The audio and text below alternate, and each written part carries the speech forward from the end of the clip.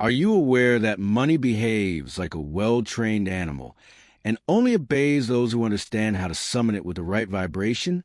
When you learn to command it, it doesn't just come, but expands in extraordinary ways. There are invisible forces that control how much money flows into your life and how much departs. And even laboring diligently, you may sense something blocking this energy.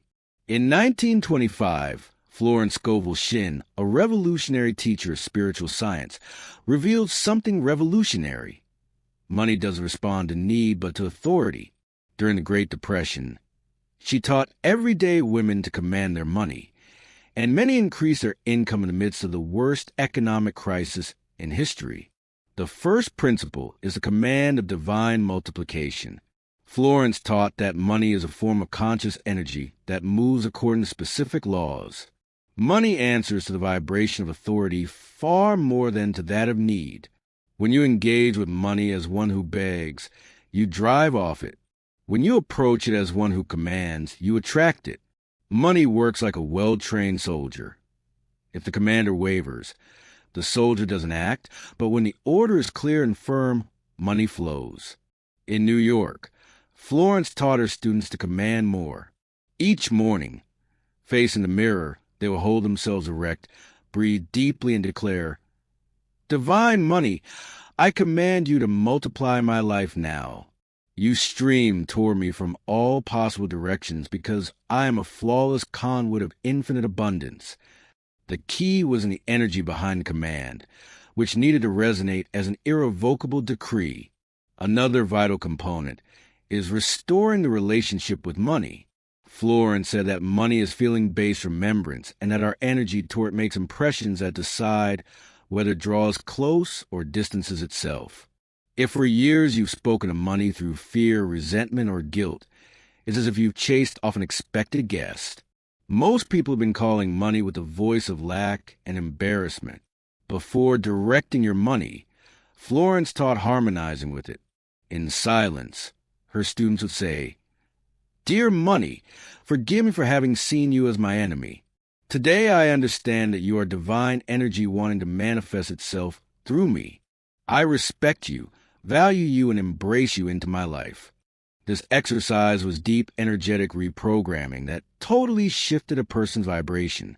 Progressing in this direction, Florence developed the spiritual surgery of poverty beliefs. Beliefs about money are like invisible roots that determine how much your prosperity can grow. You can labor intensely, but if the roots are corrupted, the tree will never produce abundant fruit. No one is born with lack mentality. We adopt them from family conversations and childhood stories. Phrases like "money is dirty" or "to earn money you must suffer" lodge themselves in the mind as internal laws. The process began with silence, where Florence asked them a question. What belief about money have I inherited and still carry? Once discovered, they would say, "This belief is not mine. I give it back." My mind turns clean and open to receive the divine truth about abundance. Then they would install new beliefs such as, "I am a recipient of infinite abundance," or "money moves toward me effortlessly." Added to this, Florence taught the distinction between desiring and demanding. Desire is born from lack. It's looking at what you want while feeling it's far away. Demand springs from the knowledge that something already belongs to divine right. To desire is to say, "I don't have," producing more experiences of not having. To demand is to declare it's mine, and I receive it now, triggering invisible forces. In this context, another principle is to generate instead of competing. Florence repeated, "Never battle for money, create it." Competing implies scarcity. Creating suggests infinite abundance, knowing that you can create new opportunities. When you compete, you concentrate on what others have. When you create, you align with the infinite source with distinctive, fresh concepts. Each person has a specific gift for producing wealth that, when expressed, not only creates income, but blesses others.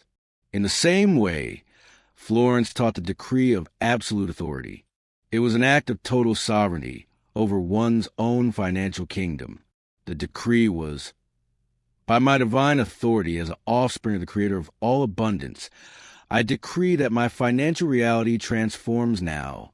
I command that all invisible forces function to multiply my money perpetually.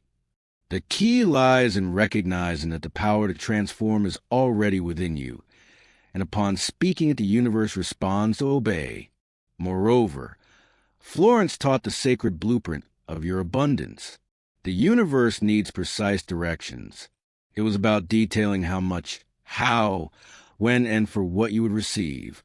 Her students devoted a daily moment to answer, how much money do I want? From what sources? How do I want to sense when receiving it? The more details, the easier for the universe to materialize.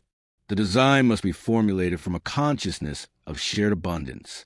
Bearing this in mind, the last step is to sustain prosperous consciousness. Activating abundance is the first part. Mastery lies in preserving it. Maintaining requires constant focus, maintaining an internal state that invokes it. This state is composed of gratitude, certainty, and openness to receive. A key principle was to begin each day with anticipatory gratitude, not only for what you already have, but for the abundance on its way. When you give thanks in advance, you give a universe a signal that you've already received. Another practice was to mentally sanctify all money seen circulating, stopping envy from contaminating your vibration.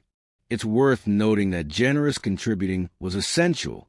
It was about contributing to causes that expanded abundance in the world. Giving with joy was like sowing in fertile ground. What you give comes back multiplied. The key element is to feel that you engage with the universal flow. What you retain out of fear stagnates. What you give with love multiplies.